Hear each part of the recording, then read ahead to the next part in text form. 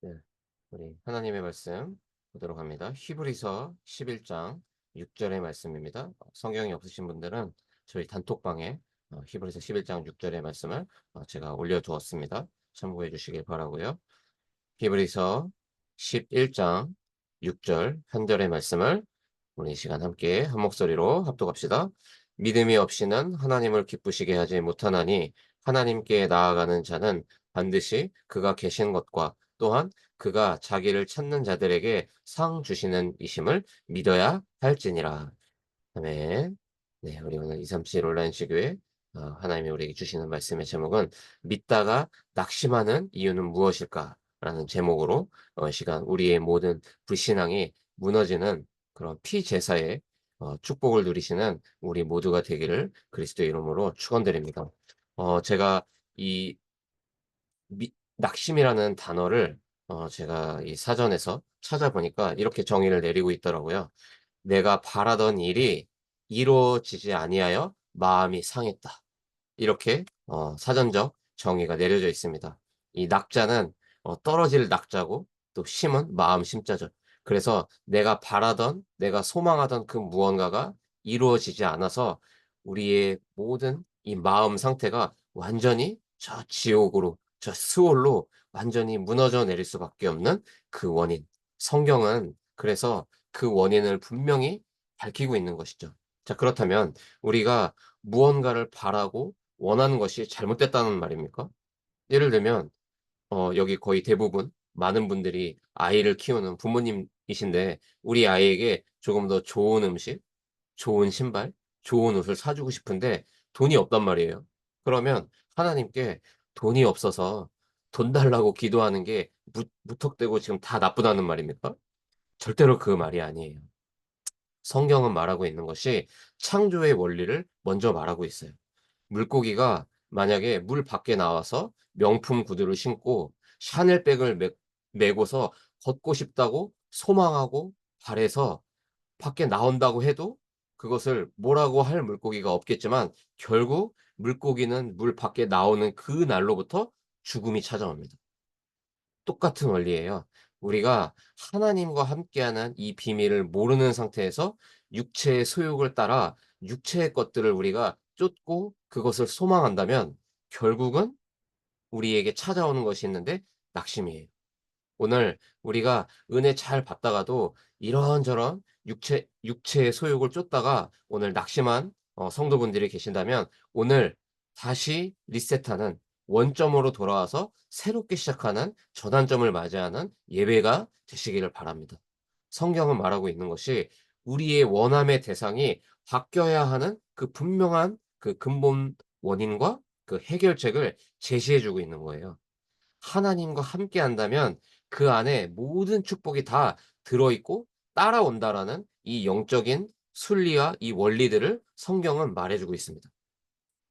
우리가 하나님을 모를 때는 돈을 바랬고 건강을 바랬고 또 뭡니까? 인간관계에서 내가 유명해지거나 뭔가 내가 권력을 받거나 무엇이든지 간에 하나님이 없는 하나님과 전혀 관계없는 그 나머지 모든 것들을 우리는 바래왔고 소망하면서 살아온 그 시간을 무시할 수 없다라는 거예요. 우리에게 하나님은 그 원점에서 출발할 수 있도록 그 회복의 길을 열어 주셨는데 그게 뭡니까 여러분? 그게 바로 그리스도예요. 우리의 입장에서 영원하지 않은 것을 소망하고 늘 갈증나는 내 영적인 상태에 바닷물을 계속 쏟아붓는 것처럼 갈증이 갈증을 더하고 그 갈증을 더 우리는 해소할 수 없으니까 더 몸부림을 치면서 살아갈 수밖에 없었던 우리의 인생에 하나님이 찾아오셔서 참된 그 원함과 바람의 대상을 우리에게 알려주신 거예요. 그게 바로 뭡니까? 그리스도예요. 골로새서 2장 3 절에는 그리스도 안에 모든 지혜와 지식과 보화가 다 들어 있다라고 말해 주고 있거든요. 여러분, 예수가 그리스도라는 이 복음을 우리가 알게 됐다라는 말은 그 예수 그리스도 안에 우리가 살아가는 인생의 모든 필요가 다 들어 있다라는 사실을 믿으시길 바랍니다. 그것을 언제 알게 되죠? 디테일하게 그것들을 언제 찾아서 나의 것으로 찾아서 우리가 내 것으로 우리가 사용할 수 있습니까? 그 유일한 방법을 하나님 우리에게 주셨거든요. 그게 뭔지 아세요? 그게 바로 예배예요. 제가 보니까요. 보통 낙심하는 가장 큰 원인이 있는데 예배에 실패하기 때문이에요. 여러분, 예배는요. 나를 드리는 게 예배입니다. 어느 순간 21 세기에 들어서 올바른 예배가 다 무너졌어요. 어떻게 무너졌죠? 다들 내 문제 해결하기 위해서 나를 향한 하나님의 메시지를 뜯어 먹으려고 예배의 자리에 가요. 오늘 나에게 있는 이 경제 문제를 두고서 하나님은 뭐라고 말씀을 주실까? 내 문제 해결을 두고서 예배하고 있다니까요. 예배는 나를 하나님께 다 드리는 것이 예배예요. 하나님을 찬양하고 하나님께 영광을 돌려드리는 것이 예배라니까요.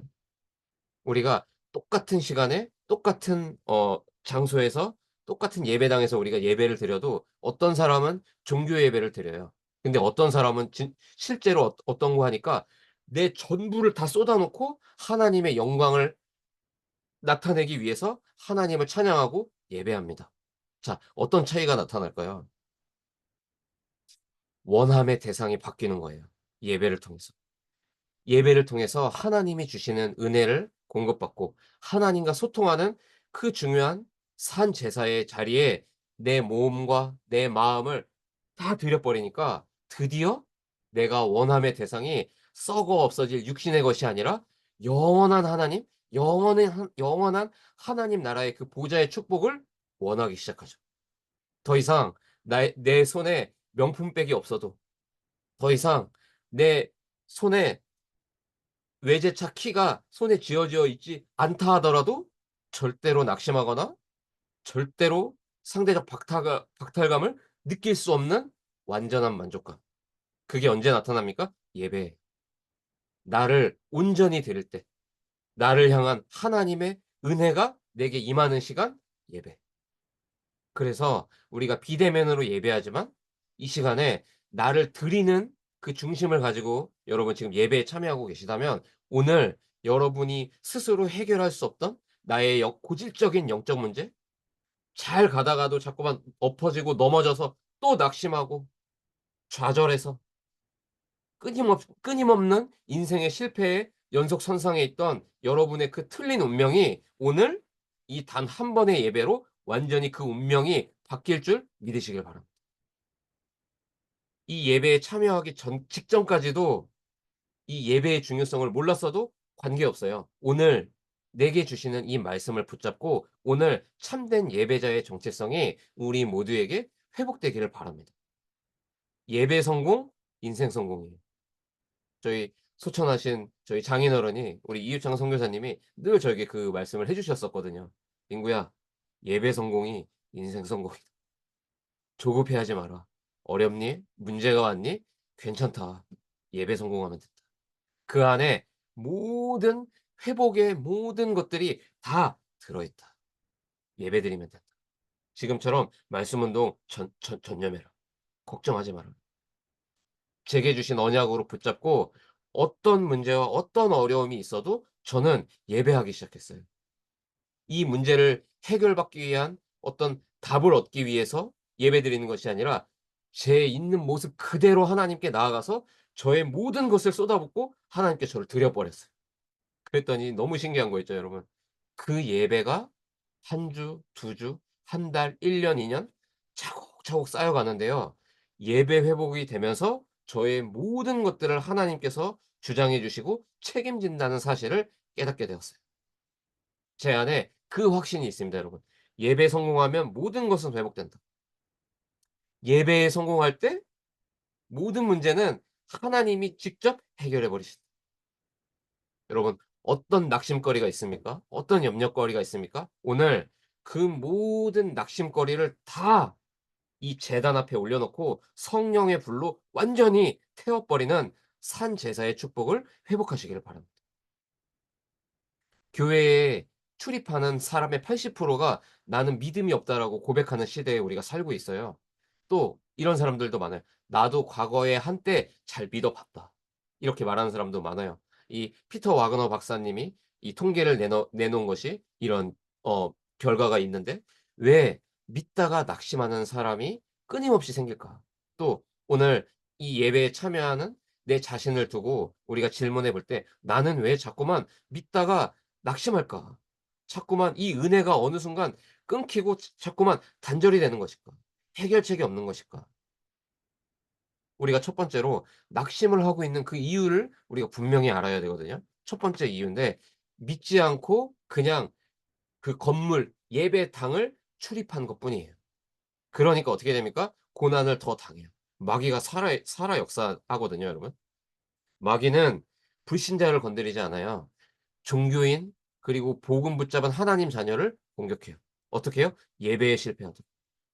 예배가 전부인데 전부인 예배만 놓치도록 그 본질을 놓치도록 마귀는 지금도 역사하고 있어요. 마태복음 12장 43 절로 45 절에 보니까 그 집이 비고 청소되고 수리됐다고 이렇게 표현하거든요. 그러면서 45 절에는 보니까 "이에 가서 저보다 더 악한 귀신 일곱을 데리고 들어가서 거하니 그 사람의 나중 형편이 이전보다 더 심각하게 되었다. 이 악한 세대가 또한 이렇게 될 것이다." 복음 놓치고 언약 놓치고 우리가 교회당을 다녀본 사람들이 실제로 가장 강팍해지고 완악해지는 것을 우리가 보게 됩니다. 우리 자신에게도 한번 질문해 보세요. 내 마음이 강팍한 이유, 완악해지는 이유. 분명히 복음이 전부라는 것을 아는데 복음 듣는 것이 귀찮아지는 그 이유가 어디에 있습니까, 여러분? 혹시 우리의 내면의 상태, 우리의 영적 상태가 비어 있고 수리되어 있지 않은가요? 여러분, 사단은 지금도요, 우리의 마음에 틈을 노리고 있고 우리에게 예배의 본질을 빼앗아 가요. 결국 하나님을 체험하지 못했기 때문에 낙심하는 거예요, 사실은. 오늘 본문에 말하지 않습니까? "믿음이 없이는 하나님을 기쁘시게 할 수 없다." 자, 그러면 하나님을 체험하지 못했다는 건 무슨 말인가? 고린도전서 2장 14 절에 "육에 속한 사람은 하나님의 성령의 일들을 받지 아니한다." 이는 그것들이 그 사람에게는 어리석게 보이며 또 그는 그것들을 알 수도 없나니 그러한 일은 영적으로 분별되기 때문이라. 문제가 터집니다. 사건이 막 폭발합니다. 그럼 우리는 어떻게 되죠? 영적으로 분별합니까? 아니면 육의 눈으로 봅니까? 여러분, 육의 눈으로 여러분의 현실을 보면요. 죄송한 말씀이지만 아마 우리는 다 극단적인 선택을 내려야 할지도 몰라요. 왜요? 완전 절망의 상태거든요. 그렇지 않습니까, 여러분? 저는 모르겠습니다. 그리스도를 빼놓고 제 인생을 보면 100% 절망해야 할 수밖에 없는 인생이에요. 저의 인생을 들여다볼 때. 되는 것이 없고요. 예배드리고 하나님을 찬양하고 전도 운동하는데도 여전히 해결되지 않는 그런 현실의 문제, 제 삶에도 저희 가정 안에도 여전히 존재하거든요. 이것을 영적인 눈으로 분별하지 못하니까 어떻게 됩니까? 육에 속한 사람으로 바뀌어 버려요. 우리 그 그림 기억나십니까? 의자에 앉아 있는데 주인이 나인 사람이 있고 주인이 그리스도인 사람이 있어요. 똑같은 신자인데. 우리는 머리와 개념으로는 알고 있습니다. 내가 영에 속한 자의 인생을 살아야 된다는 걸 알고 있어요. 내 인생의 주인의 자리에 내가 있을 때 절대 망하고 절망이고 그리스도가 내 인생의 주인의 자리에 앉으실 때 영에 속한 자의 인생을 살 때 어떤 문제와 사건도 나를 해하지 못한다는 것을 지식과 개념으로 우리가 알고 있다니까요. 그런데 문제 사건이 터질 때마다 우리는 영적인 눈으로 보지 못하고 육체적인 눈으로 육신의 기준을 가지고 보니 어떻게 됩니까? 우리가 또 낙심하는 거예요. 또 무너지는 거예요. 그 중심 상태가 어떤 것인가? 로마서 3장 23 절에 죄의 상태 가운데 우리가 태어나서 마치 여전히 하나님을 떠난 불신자의 상태로 사는 것과 우리의 중심 상태가 똑같아진다니까요. 그러니까 어떻게 되는 겁니까? 낙심하는 거예요. 예수는 그리스도 모든 문제 해결자라고 눈물을 흘리면서 고백하고 찬양하고 기도했던 그 영에 속한 자의 나의 모습은 온데간데 없고 어느새 어떻게 되어 있습니까? 하나님보다 문제가 더 크다고 내 온 삶을 통해서 고백하고 있어요. 하나님보다 지금 이 낙심거리가 더 크다고 하나님 앞에 따지고 있다니까요. 그러지 않습니까? 그렇다고 빨리 인정하셔야 돼요. 그 인정이 왜 필요합니까? 그래야 내 힘으로 이것을 믿는 것이 불가능하구나. 나는 절대 불가능한 존재고, 나는 절망해야 되는 존재이구나. 이 부분을 우리가 인정할 때 어떻게 됩니까? 예배가 회복돼요. 무슨 말이죠? 나를 하나님께 이때부터 온전히 드리게 돼요. 무슨 말입니까? 나를 의지할 수 없어요. 나를 믿을 수 없어요. 내가 가진 재력, 내가 가진 지혜를 드디어 내려놓게 돼요. 드디어 나는 절대 안 되는 구제불능이라는 사실이 인정되기 시작한다니까요. 내가 갖고 있던 그 히든 카드가 정말 종이짝밖에 안 되는구나. 이 사실이 믿어지고 깨달아진다니까요. 저에게 이 고백이 왔던 때가 있었는데 저에게는 그게 25살 12월 달이었어요. 오늘 저에게 처음 복음을 주셔서 제 생명을 구원해 주신 그 심부름을 했던 그 목사님을 오늘 충주에 오셔 갖고 제가 만났어요. 차를 한잔 하면서 제가 목사님께 처음으로 제가 고백을 했어요. 그날이 저에게는 자살을 할까 말까 고민하던 그 한 주간이었습니다, 목사님. 그런데 지푸라기라도 잡는 심정으로 제가 그 해영연단의 옷가게에 가서 목사님을 통해서 그리스도의 복음을 제가 처음 들은 겁니다.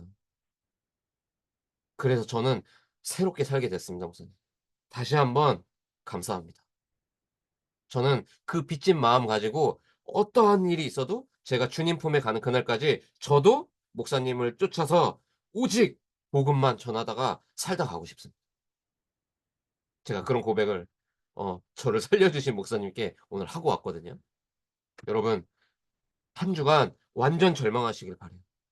내가 이렇게 해서 잘하고 저렇게 해서 잘하고 내 나름대로 퍼즐을 자꾸 맞추고 있진 않나요? 우리 마음속에서? 여러분, 완전 절망해야 우리에게 그리스도는 절대적으로 필요한 존재가 돼요. 그래야 우리에게 예배는 생명이에요. 예배하지 못하는데 성공한다? 가장 저주받은 인생이에요. 예배에 실패했는데 마음이 평안합니까? 가장 위기 가운데 있는 성도예요. 내 마음과 생각에 낙심이 막 밀려온다면 축복이에요. 절대 절망해야 되는 내 모습을 직면한 시간표이기 때문에. 자, 그래서 우리에게 예배가 얼마나 중요한지를 알아야 하는데 그 예배를 통해서 하나님을 체험하는 5가지의 순서가 오늘 교재에 적혀 있어요. 첫 번째로 영접인데 여기서 말하고 있는 영접을 조금 다른 각도에서 다른 측면으로 볼 때 단순히 우리가 불신자였다가 구원받았다, 칭의의 구원을 시켜 주신 그 영접만 말하는 게 절대 아니에요. 여러분, 영접의 의미를 우리가 똑바로 알고 있어야 돼요. 영접이 뭡니까? 과거 문제, 현재 문제, 미래 내세의 문제가 즉시 해결된 거예요. 에베소서 2장 1 절로 6 절에 말하는 거 아닙니까? 허물과 죄로 죽은 너희를. 우리가 누구라고요? 허물과 죄로 죽었다니까요. 그런데 어떻게 우리에게 의로운 게 남아 있겠습니까? 그런데 어떻게 우리에게 그리스도가 아니어도 괜찮겠습니까? 허물과 죄로 죽어서 태어난 우리인데요. 요즘에 뭐 CTS고 CBS고 많은 그 기독교 방송에서 뭐 침례교고 장로교고 할 것 없이 이 목회자들의 비리 문제와 많은 것들이 막 폭발적으로 막 터지고 있더라고요. 저는 그걸 보면서 욕할 수 없겠더라고요. 왜요? 나도 허물과 죄로 죽어서 태어난 똑같은 죄인이기 때문에. 우리가 감히 그 누군가를 정죄할 그런 주제가 우리가 됩니까? 저는 신앙생활을 하면 할수록 '너는 절대 누구를 정죄할 주제가 못 된다. 김민구 너만큼.' 제가 제 자신을 볼 때. 허물과 죄로 죽어서 태어난 완전한 죄인인 우리를 살리셨다니까요. 그게 뭡니까? 영접이에요. 영접의 의미예요. 영접 이전에 우리는 공중권세 잡은 자, 즉 마귀의 종노릇하면서 살아온 거예요. 육체의 욕심을 따라 지내면서 육체와 마음에 원하는 것을 하여 다른 이들처럼 본질상 진노받을 수밖에 없는 그런 존재였다니까요. 그런데 우리에게 기적이 나타난 거예요. 긍휼이 풍성하신 그 하나님이 우리를 사랑하신 그 큰 사랑을 우리에게 나타내셔서 허물과 죄로 죽은 우리를 그리스도와 함께 살리셨는데, 우리는 모두 무엇으로 인하여 구원을 받은 겁니까? 하나님의 은혜로 인하여 구원을 받은 겁니다. 그래서 우리는 뭐 해야 됩니까? 예배해야 돼요. 어떠한 자리에 있어도 예배해야 돼요. 과거의 모든 죄 문제 끝났고요. 현재 우리가 낙심하는 그 문제 때문에 지옥 갈 일 끝내셨고요. 내세에 우리가 지옥 갈 수 없도록 모든 지옥과 사단의 권세를 끝내셨다니까요. 그 은혜를 우리가 바라보는데 어떻게 찬양 드리지 않을 수 있겠습니까? 어떻게 우리가 죽어가는 영혼을 보면서 이 복음을 안 전해 줄 수가 있겠습니까? 두 번째, 하나님을 체험하는 순서인데, 계속해서 계속적으로 해결받아야 되는 이 부분들이 있는 거예요. 그리스도 예수의 날까지. 갈라디아 5장 16 절로 18 절에 "내가 이르노니 너희는 성령을 따라 행하라. 그리하면 육체의 욕심을 이루지 아니하리라." 육체의 소욕은 성령을 거스른다. 여러분, 왜 우리가 자꾸만 성령 인도 받다가 중단되죠? 육체의 소욕을 우리가 따르고 있진 않나요? 성령은 육체를 거스르나니 이 둘이 서로 뭐라고 말합니까? 대적함으로 너희가 원하는 것을 하지 못하게 하려 함이니라. 너희가 만일 성령의 인도하시는 바가 되면 율법 아래에 있지 아니하리라. 우리는 하나님의 사랑 아래 우리는 거할 줄로 믿으시길 바랍니다. 빌립보서 1장 6 절에 "너희 안에서 착한 일을 시작하신 이가 그리스도 예수의 날까지 이루실 줄을 우리는 확신합니다." 그래서 우리는 뭐 해야 됩니까? 예배해야 돼요. 그러면서 세 번째 하나님을 체험하는 순서인데, 뭡니까? 성령의 내주예요. 로마서 8장 2 절에 "이는 그리스도 예수 안에 있는 생명의 성령의 법이 죄와 사망의 법에서 너를 해방하였으니." 고린도전서 3장 16 절에 뭐라고 말합니까? "너희가 하나님의 성전인 것과 하나님의 성령이 너희 안에 계시는 것을 알지 못하느냐." 그리고 뭡니까? 자기 부정이에요. 갈라디아 2장 20 절. "내가 그리스도와 함께 십자가에 못 박혔어요. 그런즉 이제는 내가 내 인생을 사는 것이 아니요 오직 내 안에 그리스도께서 내 인생을 살아 주시는 거다." 이제 내가 육체 가운데 사는 것은, 이 나그네 인생을 사는 것은 나를 사랑하사 나를 위하여 자기 자신을 버리신 하나님의 아들 예수는 그리스도 여인의 후손, 그분을 믿는 믿음 안에서 사는 것이라. 어디서 살아야 된다고 말합니까? 예수 그리스도를 믿는 믿음 안에서 우리는 살아야 돼요. 그리고 뭡니까? 성령의 인도예요. 모든 것을 알게 하시고 우리를 인도하세요. 요한복음 14장 26절 27 절에 말합니다. "보혜사 성령께서 모든 것을 가르치고 모든 것을 생각나게 하리라." 다섯 번째 뭡니까? 성령의 충만이에요.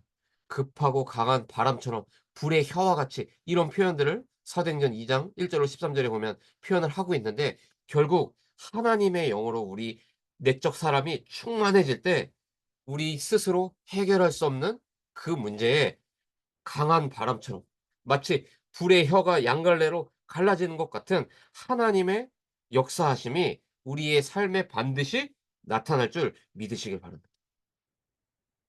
왜 낙심합니까? 이 사실을 믿지 못하는 거예요, 사실은. 왜 예배에 실패하죠? 이 사실을 믿지 못하고 있는 거예요, 사실은. 여러분, 오늘 참된 예배가 우리 모두에게 회복되기를 그리스도의 이름으로 축원드립니다. 종교적인 예배 말고요. 겉으로 행위로 보여지는 예배 그거 말고요. 남들 눈에 잘 보이려고 하는 그 예배 말고요. 나는 절대 불가능하다고, 나는 지금 절망에 놓여 있다고 솔직한 고백과 나를 온전히 드리는 산 제사가 회복되는 그런 시간이 되시기를 바랍니다.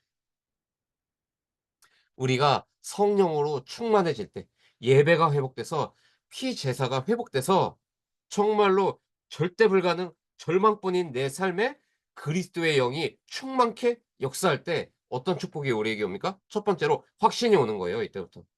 내가 의지적 결단을 내리는 건 확신이 아니에요. 고집이죠. 억지로 참고 인내하는 거죠. 그거 말고 하나님의 영이 내 영을 지배적으로 지 묶어서 우리에게 주시는, 하나님이 주시는 그 확신이 와요. 사도행전 2장 17 절에 말합니다. 하나님이 말씀하시기를 말세에 내가 내 영을 모든 육체에 부어 주리니 너희는, 너희의 자녀들은 예언할 것이요 너희의 젊은이들은 환상을 보고 너희의 늙은이들은 꿈을 꾸리라. 한마디로 뭡니까? 성령 충만할 때 확신하게 되고 분명히 하나님의 함께 하심과 능력을 알게 된다라는 뜻이에요. 저는 지금 성령 충만을 놓고 정말로, 정말로 집중해서 기도하고 있거든요, 제가요. 뭘 놓고 기도하고 있냐면 몇 분의 목회자 목사님들이 저보고 이렇게 초빙을 하고 계세요, 지금. 부교육자로 오라고, 일산으로 오라고, 경기도 광주로 오라고. 막 그런, 물론 감사한 내용이지만 지금 성령 충만 가운데 하나님이 나에게 원하시는 선택은 무엇인가? 지금 정말로 집중해서 기도하고 있거든요. 성령 충만할 때 저에게 주시는 확신 따라 인도받으려고 기도하고 있어요.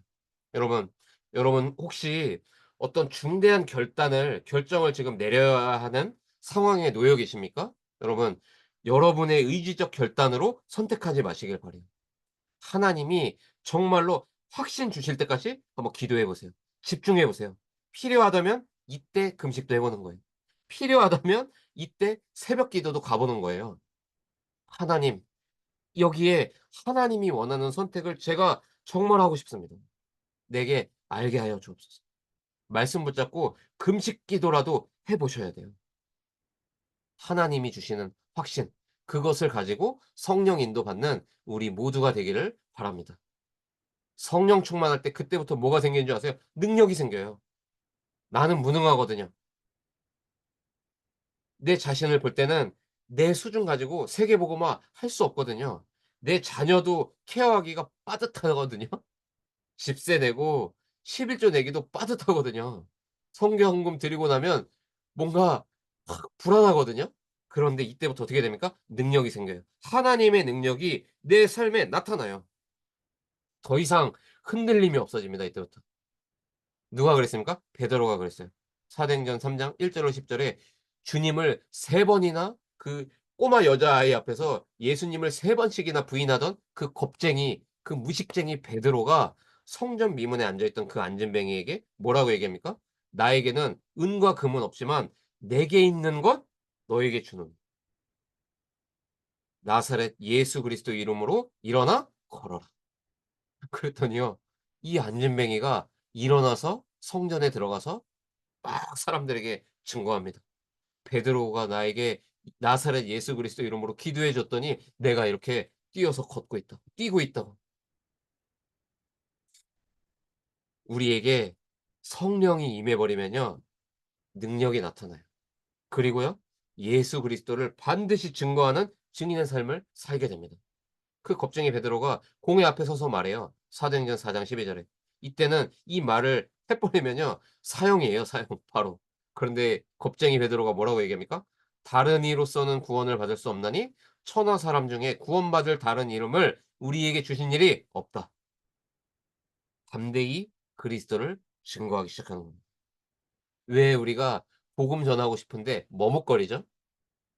그러면 우리가 이 악물고 눈 팍 감고 그냥 막 목소리 크게 내서 전하면 그게 그리스도를 증거하는 겁니까? 그게 아니라는 거예요. 하나님이 주시는 확신과 능력으로 반드시 증거돼야 되는 그 시간표에 복음 받을 사람의 앞에 하나님이 나를 딱 갖다 놨을 때 지금이 복음 전해야 되는 시간이라고 내게 주시는 그 확신 가지고 증거하니까 어떻게 됩니까? 하나님의 시간표에 내가 딱 쓰임 받게 되는 거예요. 그때 증거하는 거예요. 그러니까 어떻게 됩니까? 전도가 되어지는 거예요. 절대로 관상을 봤을 때는 안 믿을 것 같은 그 한 사람이 지금까지 내가 예수의 옛자만 꺼내도 치를 떨면서 나를 핍박하던 그 한 사람이 드디어 성령으로 충만해진 나를 통해 하나님의 시간표에 따라 예수가 그리스도라고 증거하는데 그 모든 불신앙의 장벽을 뚫어 버리고 사단의 망대가 다 무너져서 그 한 영혼이 주님의 품으로 돌아오며 회심하게 되는 그 중요한 축복을 우리에게 주시는데 언제 이 축복이 온다고요? 성령으로 충만해질 때. 그러니까 어떻게 됩니까? 환난을 두려워하지 않는 거예요. 괜찮다. 오늘 내가 내 새끼들하고 길바닥에 내앉아도 상관없다. 성령 하나님이 우리를 축복하고 계시기 때문에. 이때부터 어떻게 됩니까? 두려움이 없어지는 거예요. 육체의 어떤 조건들, 육체의 소욕을 쫓지 않게 되는 거예요. 두려울 것이 없으니까. 그리고 뭡니까? 세상 것 이때부터 부럽지 않아요. 상대적 박탈감 절대 있을 수가 없어요.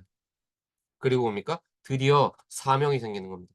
하나님 그러면 내 남은 인생을 어떻게 내가 예배자로서 내 나머지 인생을 주님 앞에 내가 드려야겠습니까? 내가 해야 할 일을 알게 하여 주옵소서. 저는 찾았어요. 저는 정말로 오직 그리스도의 복음만 증거하는 주님의 종이 되어야겠다. 땅끝까지 선교하는 주의 종으로 내 나머지 인생 다 주님 앞에 드려야겠다. 여러분에게는 어떤 사명이 있으십니까? 오늘 사명이 회복되는 축복의 예배가 되시길 바랍니다. 그리고 뭡니까? 이때부터 드디어 현장이 나를 통해 변화되기 시작해요. 세상을 변화시키기 시작해요. 지금 현장을 보면 어떻습니까, 여러분? 복음 말할 수 없어요. 복음 말하면 이상한 사람 취급받도록 모든 분위기를 세팅해 놨다니까요, 사단이요. 그런데 어떻게 되죠? 나 때문에 그 분위기가 다 깨져요.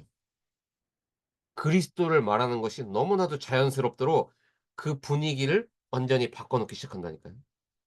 이때부터 어떻게 됩니까? 드디어 선교의 문이 우리를 통해 열리기 시작하는 거예요. 저는 이번에 WRC 우리 세계 랩런트 대회 집회를 갔다 오면서 우리 인도네시아 전수민 선교사님을 만나서 그 7 명의 아이들에 대한 내용을 들으면서 너무 감사한 거예요. 그 아이들 중에 쪼끔 똘똘한 한 친구를 아예 전문 기관에 집어넣어서 한국어 어학당에서 인제 제대로 된 한국어 공부를 시작하게 한 거예요.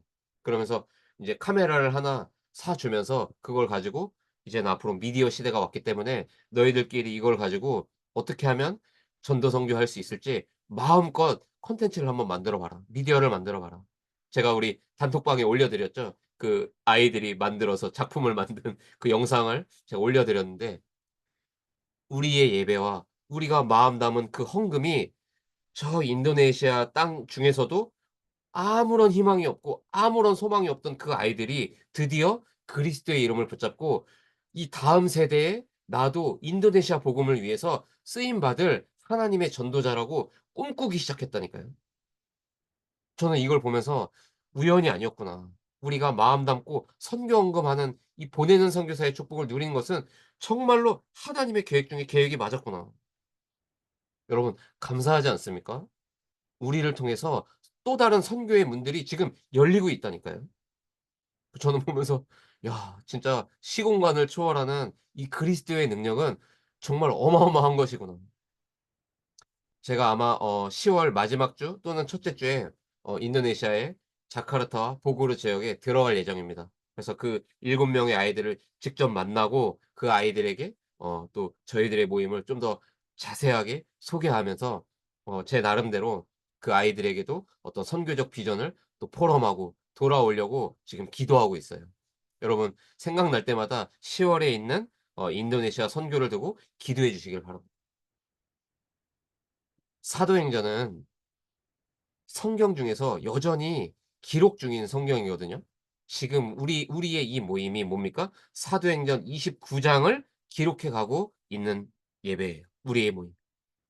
그 자부심이 우리 모두에게 회복되기를 바라요. '나도 선교사다.' 그렇게 고백하시길 바랍니다. 따라해 보세요 여러분. '나도 선교사다.' 맞아요. 여러분이 바로 이 시대 살릴 하나님의 귀한 전도자요, 렘넌트요, 보내는 선교사예요. 그 축복을 우리에게 주신 거예요.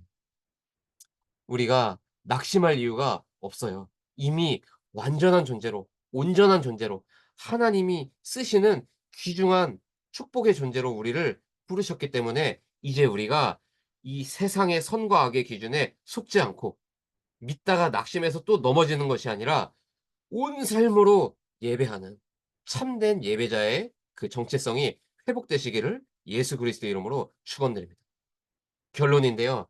이제부터 모든 육체의 소욕을 쫓던 우리의 모든 틀린 기도를 우리 멈춰야겠습니다. 오늘 저는 여러분들에게 미션을 드리려고 하는데요. 7 망대를 세우는 기도를 회복하시길 바랍니다. 아침에 눈을 뜨면 다른 기도하지 마시고 이 기도만 하세요. 되도록 어떤 문제가 있어도 문제 해결하게 해 달라고 기도하지 마시고 이 7 망대를 세우는 기도를 한번 깊이 해 보세요. 제가 감히 장담하면서 말씀드릴 수 있습니다. 여러분의 삶, 운명 바뀔 겁니다. 여러분의 영적 수준, 상태 바뀔 거예요. 첫 번째 망대를 세우는 기도입니다. 성삼위 하나님의 능력이 내 안에 임하사 내 생각, 마음, 영혼, 몸 임하게 하여 주옵소서. 두 번째입니다. 하나님의 하나님 나라의 능력과 시공간 초월의 능력이 내 안에 임하게 하여 주옵소서. 세 번째 망대를 세우는 기도입니다. 하나님이 나의 과거, 현재, 미래 속에 능력으로 지금 역사해 주옵소서. 네 번째인데요.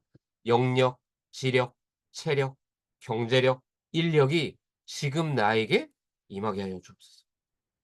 다섯 번째, 공중권세 잡은 자를 이길 수 있는 우주의 능력이 내 안에 충만케 역사해 주옵소서. 여섯 번째입니다. 언약의 여정을 미리 보면서 갈 수 있는 CVDIP가 나에게 응답으로 오게 해 주옵소서. CVDIP가 뭡니까? C는 커버넌트, 언약이에요. 미리 보는 것. V는 뭡니까? 비전인데 미리 갖는 것이에요. D는 드림이고 미리 누리는 거예요, 꿈을 꾸면서. 미리 정복은 이미지인데 내가 하나님의 형상으로 회복돼서 정복하는 것을 미리 그려보는 거예요. 다섯 번째 이 P는 practice 실현이고 미리 성취하는 거예요. 그러니까 미리 보고 미리 갖고 미리 누리면서 미리 정복하면서 미리 성취하는 거예요.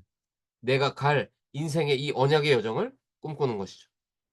일곱 번째 망대인데 하나님이 원하는 삶들, 이방인의 뜰, 치유의 뜰, 아이들의 뜰이 있는 이 절대 망대인 교회가 세워지는 일에 내 인생이 쓰임 받게 하옵소서.